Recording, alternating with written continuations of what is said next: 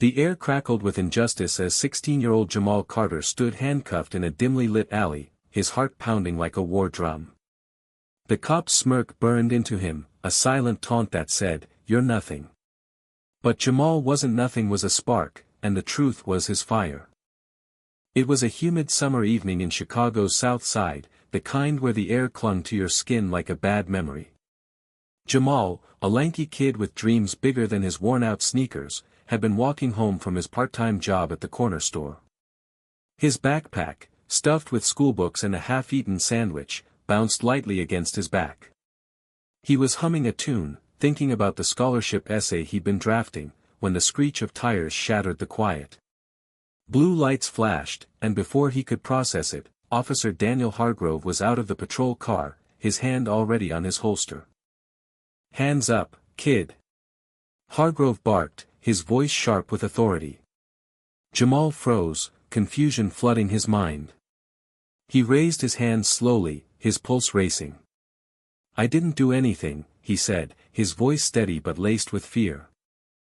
Hargrove's lips curled into that smirk, a look Jamal would never forget. It wasn't just amusement, it was power, the kind that thrived on making others feel small. "You fit the description," Hargrove said, his tone dripping with dismissal. "Black male, hoodie, backpack. Suspect in a robbery 2 blocks over." Jamal's stomach dropped. "That's not me. I was at work. Check the cameras." But Hargrove wasn't listening. He shoved Jamal against the wall, the rough brick scraping his cheek. The cuffs clicked shut, cold and tight, as a small crowd gathered at the alley's mouth, murmuring. A woman's voice called out, "He's just a kid," but Hargrove ignored her, his smirk widening as he pushed Jamal toward the patrol car. Across town, in a cluttered office lit by a single desk lamp, Sarah Coleman was burning the midnight oil. A public defender with a reputation for taking on impossible cases, Sarah was no stranger to the system's flaws. Her desk was a battlefield of case files, each one a story of someone chewed up by injustice. Her phone buzzed with a text from a contact at the precinct, "Kid arrested. Looks bad. Hargrove's involved." Sarah's jaw tightened. Hargrove. She'd crossed paths with him before, a cop who saw the badge as a license to bully. She grabbed her coat and headed out, her mind already racing with strategies. At the precinct, Jamal sat in a holding cell, the fluorescent lights buzzing overhead. His hands were still cuffed, his backpack confiscated. He kept replaying the arrest, the way Hargrove's eyes gleamed with satisfaction. "I didn't do anything," he whispered to himself, but the words felt hollow against the concrete walls. He thought of his mom, who'd be waiting at home, worrying. He thought of his little sister, who looked up to him. He couldn't let them down.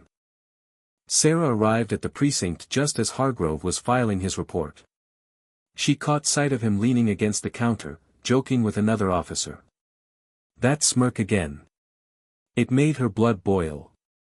"Officer Hargrove," she called, her voice cutting through the chatter. "I'm representing Jamal Carter. I want to see him. Now." Hargrove turned, his smirk fading for a split second before returning.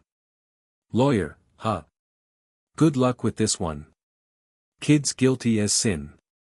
He gestured toward the holding area, his tone mocking.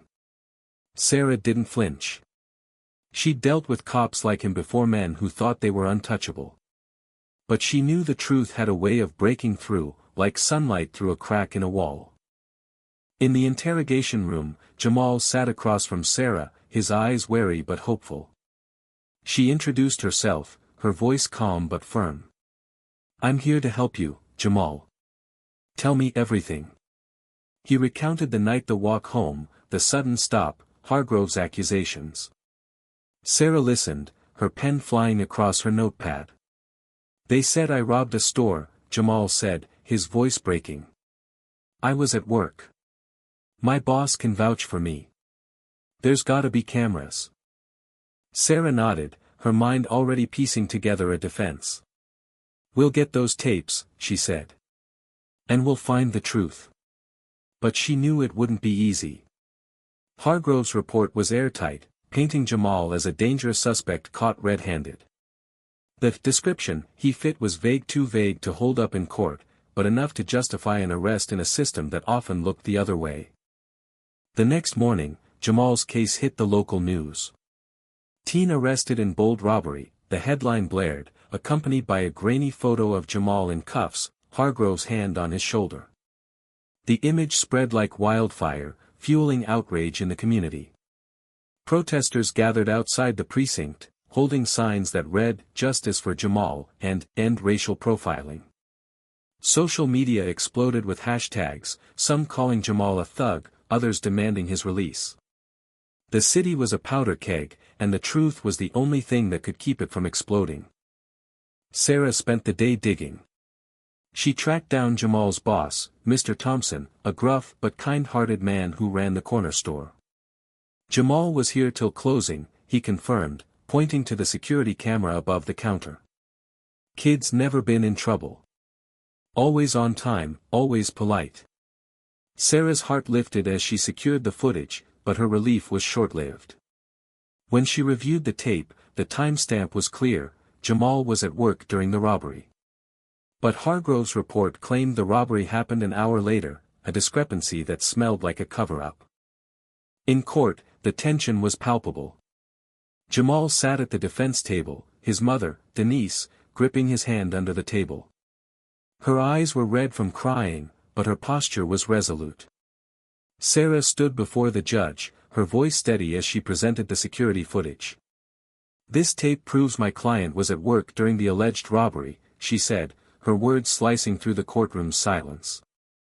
"Officer Hargrove's report is inconsistent with the evidence.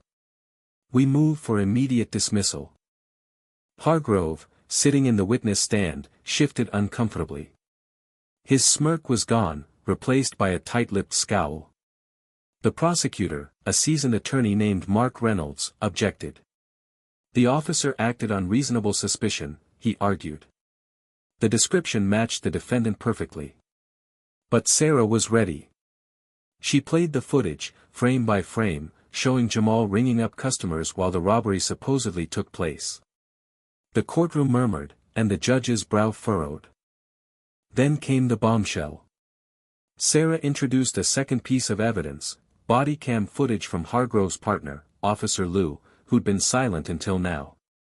Lou, conflicted but unwilling to let an innocent kid take the fall, had slipped Sarah the footage.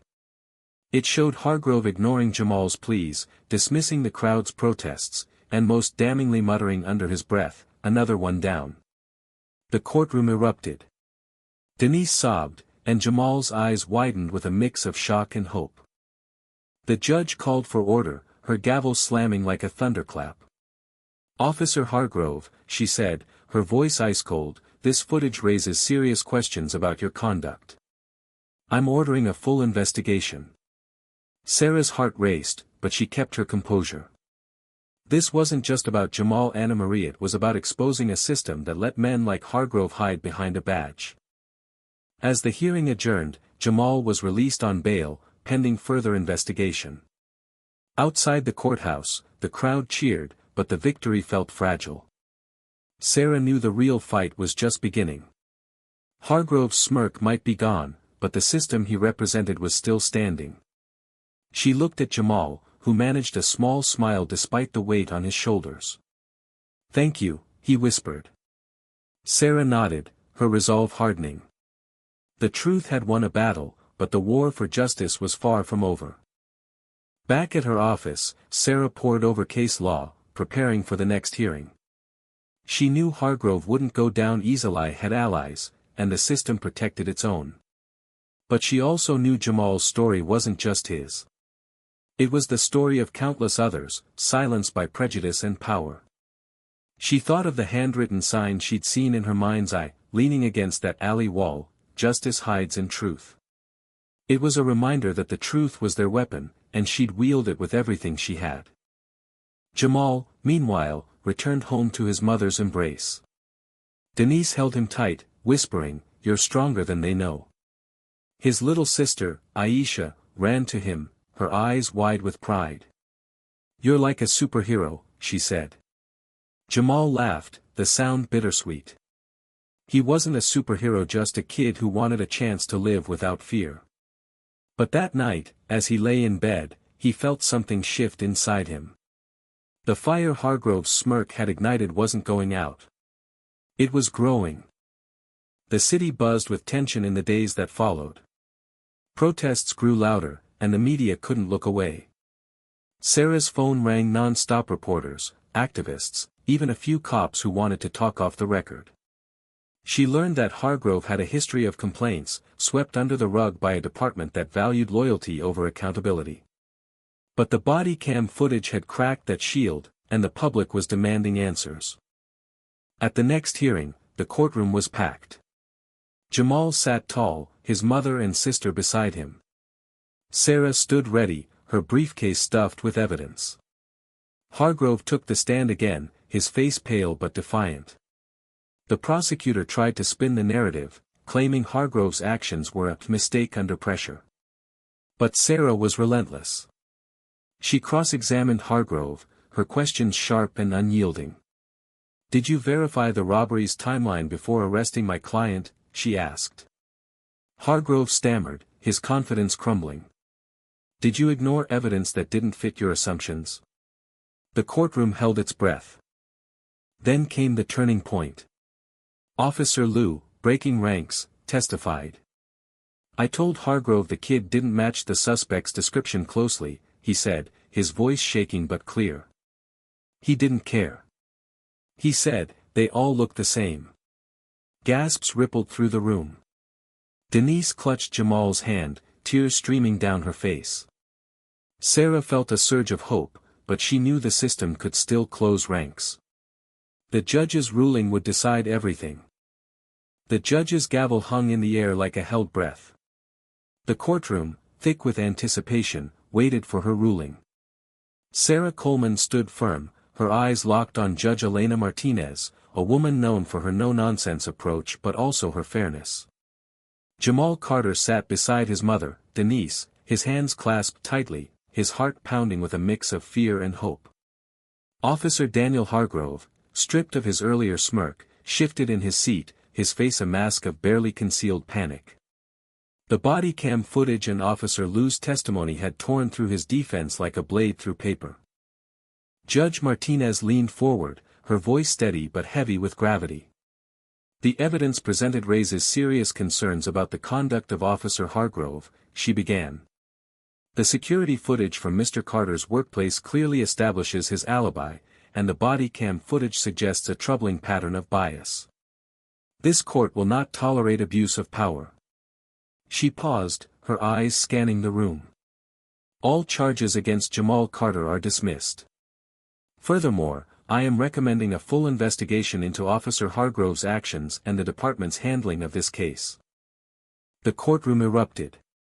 Cheers mixed with gasps, and Denise pulled Jamal into a fierce embrace, her sobs muffled against his shoulder.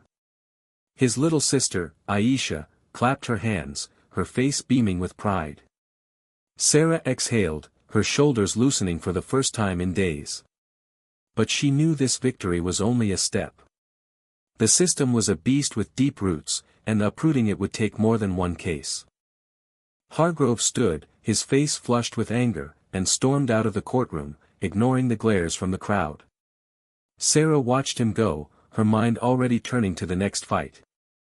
She'd heard whispers of other complaints against him, cases buried, witnesses ignored. This wasn't just about Jamal, it was about a pattern, a culture that let men like Hargrove thrive. Outside, the steps of the courthouse were a sea of voices. Protesters, reporters, and community members pressed forward, some holding signs that read, "Justice for Jamal," and "No more lies." The news vans were parked in a row, their cameras capturing every moment. Jamal stepped out, blinking in the sunlight, his mother and sister flanking him. The crowd roared, and he raised a fist, a quiet gesture of resilience. Sarah stood beside him, her presence a shield against the chaos. A reporter shoved a microphone in Jamal's face. "How do you feel after being wrongfully arrested?" she asked. Jamal hesitated, his eyes scanning the crowd. He thought of Hargrove's smirk, the cold click of the cuffs, the fear that had gripped him in that alley. But he also thought of his mother's strength, Aisha's faith, and Sarah's fight. "I'm free," he said, his voice steady. "But this isn't just about me. It's about everyone who's been through this. We need the truth to keep winning." Sarah took the microphone next, her voice cutting through the noise. "This case exposed a truth we can't ignore," she said. "The system failed Jamal, but it's not just one officer, it's a culture that lets these injustices happen. We have to keep fighting, keep demanding accountability." The crowd cheered, but Sarah's words carried a weight that lingered. She knew the road ahead was long, and the victory, while sweet, was fragile. Back in the South Side, life didn't pause. Jamal returned to school, his backpack heavier with the weight of what he'd been through. Classmates whispered, some offering support, others casting sidelong glances. The news cycle moved on, but the community didn't forget. A local activist group, led by a fiery woman named Marla Jenkins, organized a town hall to discuss police reform. Jamal and Sarah were invited to speak, and though Jamal was nervous, he agreed. He wanted his voice to matter. The town hall was packed, the air thick with emotion. Marla stood at the podium, her voice booming. "Jamal Carter is one of us," she said. "His story is our story. How many more kids have to go through this before we see change?" The crowd murmured in agreement, and Jamal felt a swell of pride mixed with unease. He wasn't used to being a symbol, but he knew his story could spark something bigger. When it was his turn to speak, Jamal stood, his hands gripping the podium. "I'm no hero," he said, his voice raw. "I'm just a kid who wanted to go home. But that cop saw me as a threat, not a person. We gotta change that, not just for me, but for everyone." The room erupted in applause, and Sarah, sitting in the front row, gave him a nod of encouragement. She saw in him the same fire she'd felt when she first took on this case, a fire that could light the way forward.